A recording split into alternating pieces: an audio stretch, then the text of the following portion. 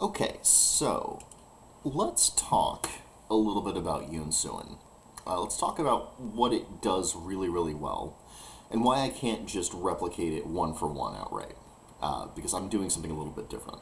So here's I think this is a fan map. It's really beautiful. I would love to see this in an actual official thing for Yoon-Suin, and I backed the Kickstarter, so maybe my dry dream will come true. This is Yoon-Suin 2 Kickstarter, which is just basically a revamp of the original product, which is perfectly functional, by the way. One of the few things I brought to Alaska with me was that elongated purple book, and I adore it. I use it every chance that I get. I use it for my own home games of Lone Wolf Fist. It's just a fantastic gift that keeps on giving. Can't recommend it enough. So, this is Yellow City. This is likely your player's first experience in the land of Yoon-Suin. Topaz Isles there to the south. That's like one of the big entry points into the setting is you sailed here, and this was the distant shore that was friendly enough you could actually land. And so the Yellow City, it's a port city. As you can see, it's at the very end of the mouths of several huge rivers. And I really like this particular thing because you've got the Mountains of the Moon in the background. And you can actually see, just like, you see a lot for this one. So a lot of the setting kind of, it's almost like wedge-shaped, and it all kind of points towards this, which is the jewel of the whole enterprise for me. All right? So the Yellow City is meant to be vast beyond what a player group could ever really explore. And it exists not so much as a topographical set of hexes, it's like in one hex, right? But what it exists as a description, right? It's somewhere in the player's and the GM's imagination. And there's consistency to it. You are supposed to record the things that the players explore. You're supposed to set up different social groups and entire neighborhoods filled with stuff, right? And there's all kinds of things in the Yellow City. It's absolutely teeming with life and vibrancy and locations, and there's no maps anywhere. It's all, none of it's really concrete until the players explore it.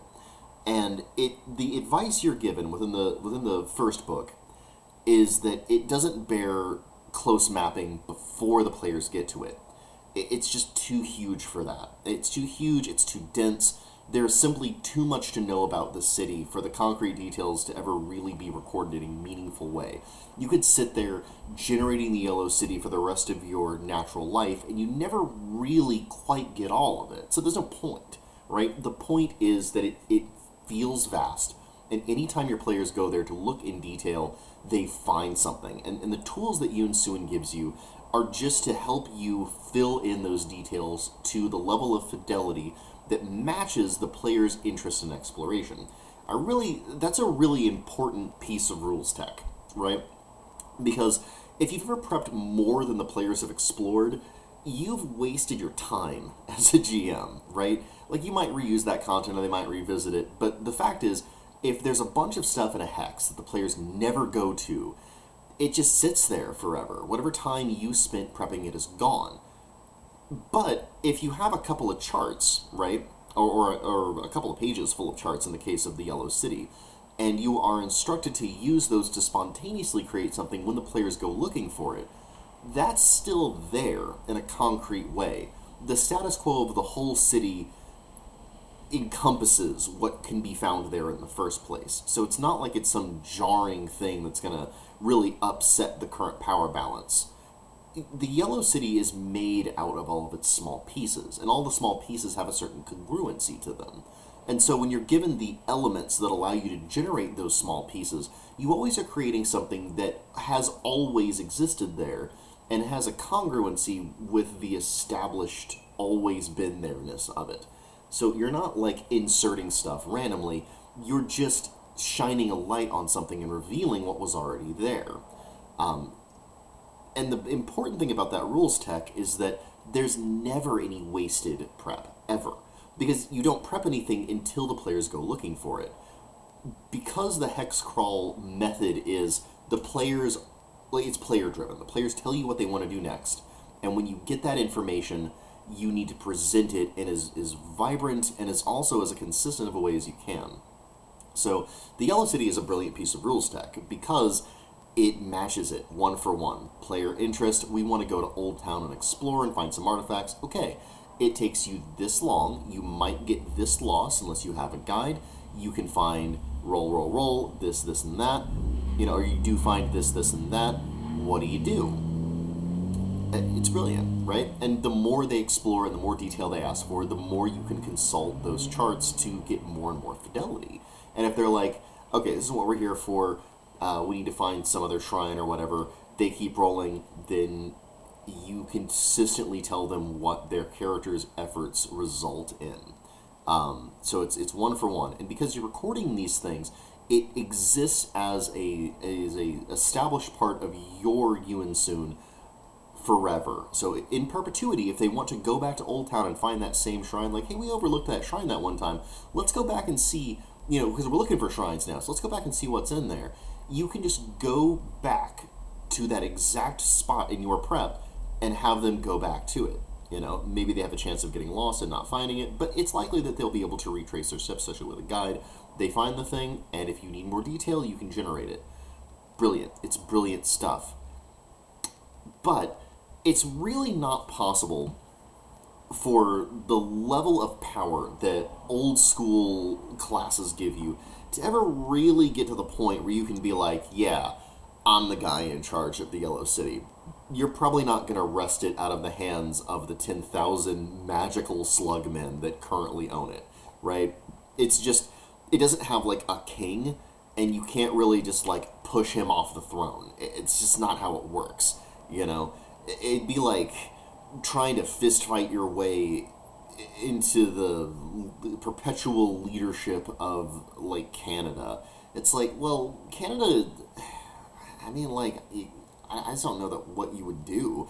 Like, you could maybe conquer a province or something like that, but it's just, you're never going to kind of have the level of like one-to-one control that like a living god would have. Anyway, in my campaign, you can punch your way to the top of anything and be a living god. So suddenly you can't. Suddenly, I have an issue, right, with a city that is defined by its nebulousness, right? It exists in a state of the nebulous, and it becomes concrete in response to very specifically player exploration of the setting. And that assumes a level of power that is far below the ability to blow it all up by pointing your fingers and doing a pew-pew, which is, by the way, 100% canon, exactly how all Supreme level techniques work. You do pew-pew, and then like things explode. I don't even care if that makes sense. It's canon now. Deal with it. So, my game has domain management rules, right? And so I, as a GM, if I wanted to put Yoon-Suin's Yellow City in my campaign, and I've made the claim that you can, I would have to think of it in terms of, okay, descriptively, what have I said is there? And then mechanically, what does that mean in terms of resources? What does it mean in terms of population? What does that mean in terms of laws? Like, what's here in Yoon-Suin? And thankfully, the Yellow City is pretty great in terms of what its legal status is. Slugmen have legal rights, other people kind of don't. So that's part of the canon of law. All right, it has a big trade in opium, among other things, but opium is defined in a lot of concrete detail. So, boom, I know that this has a node. I guess it doesn't have a node that produces it, but I know that this is a marketplace in which a lot of opium goes to. So, like, I suspect in the treasury that there's piles and piles of opium and silver, right? So there's a lot of stuff descriptively that I know about the Yellow City that I can use to kind of engineer a domain out of it. And that's the idea of domains. The idea of domains is that you start with something that's more nebulous and descriptive, and whenever it is necessary to have a concrete resource element to it, you use the domain mechanics to give it more gravity, more rules weight. So you only use them as is necessary, and you don't necessarily have to define the whole thing. I think an error in my thinking with domains is that I was thinking about them too comprehensively. I was thinking, okay, I've got to define every single law. I've got to define every single resource, and all the nodes, and everything in the treasury, and all the NPCs. I had to define every single group of people in terms of their population and the percentage of all of them, and you can do that with the domain rules. But I don't know how productive that is. Again, I'm getting to the point where I'm filling up hexes that I don't know the player's ever going to, or I'm doing the equivalent of filling up hexes that I don't know the player's ever going to get to. Wasted prep, right? So I have the problem of trying to encompass it. And I think that the solution is to allow vagary even at that macro scale. Here is my thinking when it comes to doing an urban crawl as a dungeon crawl, preserving that exploratory element, that play to find out what happens, spontaneous generation up to the point of the player's exploratory efforts, like that really important rules concept. What I'm thinking is I don't really need to define the domain in a lot of concrete detail. I need about the same amount of description that the Yellow City has. So just say, I think it's a couple of paragraphs. It's not very much, right? Early in the book, they give you a pretty hefty description of the place. I don't even know that that's necessary. You could probably get away with just a couple of paragraphs. But if I wanted to take all of that stuff and say, okay, I really want a vibrant setting, and there is precedent for that. In Legends of the Wulin, Weapons of the Gods, they had very meaty descriptions of places, right? And they were purely descriptive. Using My Game's mechanics, you could take those descriptions and make them more concrete in terms both of something explorable by players, but also in terms of making them a domain. And I think in both cases, it's not strictly necessary to detail something until it becomes relevant. The domain mechanics I have thought of in too closed of a fashion, and I've also thought of the exploration in too closed of a fashion. You don't have to detail every field in the Yellow City for there to be a Yellow City, right? The Yellow City is whatever field the players are currently in, and whatever field gets roped in as their fight sprawls through the city, right? I don't have to make an exhaustive list of every neighborhood and every block and a blueprint of every single building, or even a general set of blueprints for creating the buildings. I can do a lot of this stuff spontaneously, right? There should be a lot of variety naturally in the Yellow City anyway. I can say really quickly on the fly, oh, well, this is a Slugman neighborhood, so their buildings probably have a floor plan that's kind of like a snail shell. It kind of spirals upward. That makes sense, and maybe they go down under the ground too because they like it where it's dark and safe and wet because they're fucking slugs. Also, I love the Slugmen. They're amazing. They're one of my favorite D&D fantasy species ever. So if you buy Yoon-Suin for no other reason, buy it because the Slugmen are just amazing. They're fantastic design. Anyway, point I'm trying to make here, nebulousness. I don't have to have that in concrete detail. On the spot, as a player is punched into, because we all know you can punch people in different neighborhoods. Everyone's going to have that at some point in the game. So as they're punched from whatever neighborhood I've described and detailed into an adjacent one, all I have to do is very quickly think, okay, let me write down a quick one-sentence description. This is a Slugman neighborhood. The buildings here are kind of reminiscent of snail shells. Bam, boom, done, I'm done. That's all the description that you need in that next neighborhood. And I would like to keep this organized. I really would like it to be like, I want something that allows you to consistently and easily reproduce this stuff. So if they want to go back to it later, you kind of know where it is on the map. And I don't know that I want to use the Bornheim method of like making a really big general empty map and then filling in details as I go on. I might use something like that, but for the most part, I don't know that that's strictly necessary. I think I want to use something a little bit different. I do like the Bornheim technique, for the record. I think there's a lot of really good innovation in that book. But I don't know that I want to use that exact thing.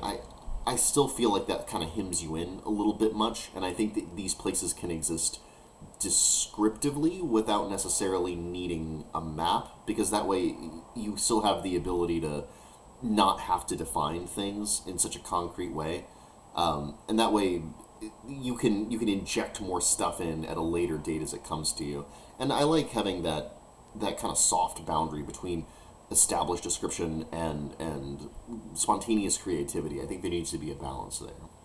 So when it comes to exploration or fighting in my game, fighting is a little more relevant than exploration in my game, but but I think that you can prep just a little bitty bit for the Yellow City, just the stuff that you know that you want the characters to interact with, and then leave the rest open, and then just have it generated with just a couple of quick charts. It doesn't have to be huge, right? And I also think that as a domain, looking at it from top down, you really only need the description until they conquer it. Because I'm not using domain mechanics in the background for most of my games.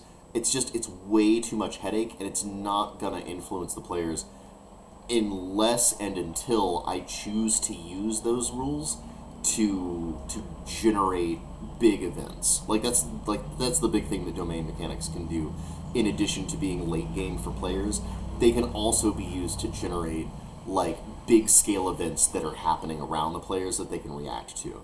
So even if I choose to do that, I don't know that I need a lot more out of the Yellow City than just kind of some real general demographic information. Like, its big trade is in opium, but there's a thriving market there. So right away I can just be like, okay, it is a market this rank and development level, and it's got a treasury filled with opium and silver.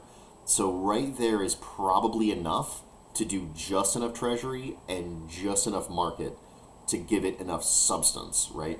Laws. The slugmen can own property, no one else can. Little things like slavery is a-okay if you don't enslave slugmen, because they're real people and everyone else is, below them, because they're a Brahmin caste, effectively. Again, that's enough canon of law for a whole game of Yoon-Suin set entirely in the Yellow City. Right? You might add a couple more details as you play, but that should be the same thing in my game, right? If I want to put a big city in there, I want there to be just a few descriptive details that you could just say that don't necessarily have mechanical crunch to them, and I can use those to build up a canon of law to a level that would work within a game, right? Same thing with the ruler. There's not one slugman king or queen or hermaphra monarch. They're hermaphrodites. I don't know what you'd call a hermaphroditic monarch. I guess monarch works, but there isn't one, right? They're a Brahmin caste. There's lots and lots and lots of them. It's a bunch of people and their property in this huge anarcho-capitalist. I mean, look at it, So it'd be difficult to say okay, the domain leader is doing this or that, but I think that could be interesting if you wanted to be that guy. If you're like, you know what, I'm in charge of the slugmen now. Also, it is weird calling them slugmen, I guess, since they're hermaphrodites. Slug thems. Whatever, it's slugmen. But if you wanted to be the God King, and you could reasonably punch your way to the top of the Yellow City, then all I really need to do is write that down. Right? I don't need to add more detail unless it becomes plot relevant. If the players want to leverage something about the Yellow City, they're like, okay, I want to increase the tax rates on opium because I want less opium. I'm going to clean up the streets. I'm a golden lion. I don't want all those drugs on there, but I want to get a lot of money. So I'm going to start taxing the hell out of it and forcing them into a criminal underworld. And then I'm going to use those taxes to fund a huge police force and blah, blah, blah.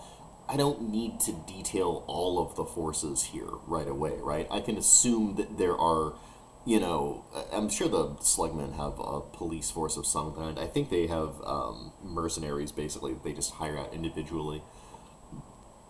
So, and you don't need much for that, The general stats for mercenaries, and then just kind of bloat that to the point where you can keep this as a market that functions. I think that the mechanics for how much you need for a given size and power of market is actually within the text of the way you put together these things in the first place. So there's naturally a certain number that you would need, and I could just make them equal to that. So that's kind of a no-brainer. That kind of balances itself. So yeah, and keeping it open in that way where if more detail is required, we look at the description and the established lore, and then we mechanize from there. I think that's the real spice to bringing something as vibrant and as big and as explorable and just amazingly cool as the Yellow City into a game like mine that requires both a bottom-up and a top-down, without getting so hemmed in that you're never able to explore a little more of it.